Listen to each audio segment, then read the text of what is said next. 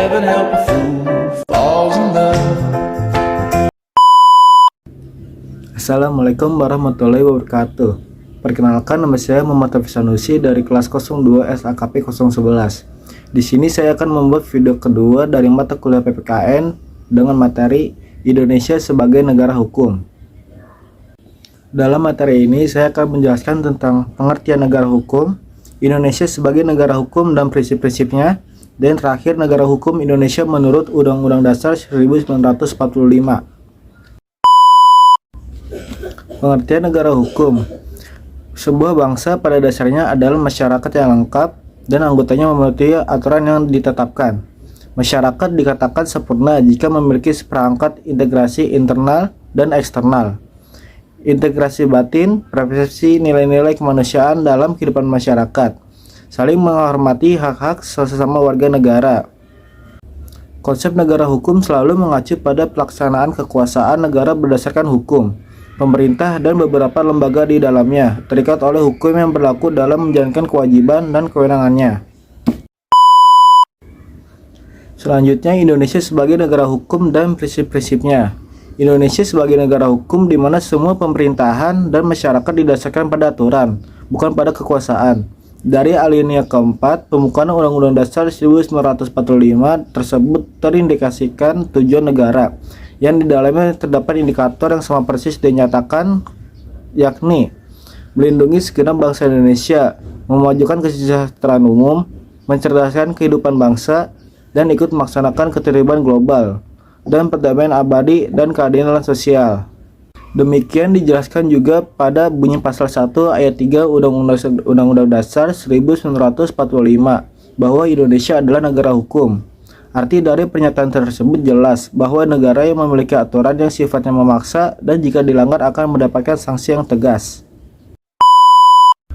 Negara hukum Indonesia menurut Undang-Undang Dasar 1945 mengandung prinsip-prinsip sebagai berikut. Pancasila sebagai dasar dan sumber norma hukum serta menjadi kebiasaan dalam hukum. Yang kedua, sistem konstitusional yaitu Undang-Undang Dasar 1945 dan peraturan perundang-undangnya di bawahnya membentuk kesatuan sistem aturan. Yang ketiga, prinsip demokrasi pasal 1A ayat 2 Undang-Undang Dasar 1945. Kedaulatan berada pada rakyat dan dilaksanakan berdasarkan Undang-Undang Dasar. Yang keempat, pasal 27A ayat 1 Undang-Undang Dasar 1945 dijadikan sebagai prinsip persamaan kedudukan dalam aturan dan pemerintahan. Yang kelima, lembaga legislatif sebagai pembuat undang-undang atau DPR dan Presiden. Yang kelima, lembaga legislatif sebagai pembuat undang-undang yang dibuat oleh DPR dan Presiden. Yang keenam, presidensial dipilih sebagai sistem pemerintahannya. Yang ketujuh, tidak ada intervensi terhadap keputusan dan kekuasaan lainnya.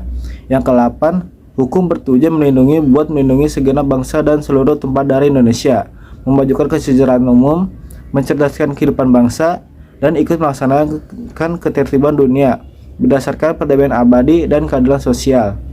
Yang kesembilan, pasal 28A sampai 28J UUD 1945, adanya jaminan hak dan kewajiban asasi manusia. Jadi yang bisa saya simpulkan dalam materi ini adalah perwujudan Indonesia sebagai negara hukum tentu sangat baik untuk didukung dan dijunjung tinggi. Karena di dalam usaha menjadi negara hukum terdapat unsur-unsur baik diantaranya menghargai hak asasi dan martabat manusia, adanya pembagian dan pemisahan kekuasaan, pemerintahan dijalankan berdasarkan konstitusi negara, adanya peradilan administrasi dalam perselisihan antara rakyat dengan negara.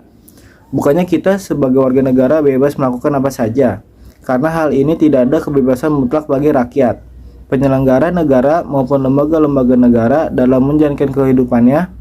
Oleh karena itu, adanya warga negara yang patuh serta menjalani hukum yang berlaku dengan taat, maka akan membuat negara Indonesia semakin menjadi negara hukum yang seharusnya.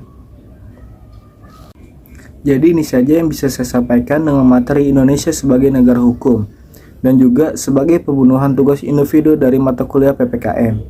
Terima kasih untuk kalian yang sudah menonton. Cukup sekian dan terima kasih. Wassalamualaikum warahmatullahi wabarakatuh.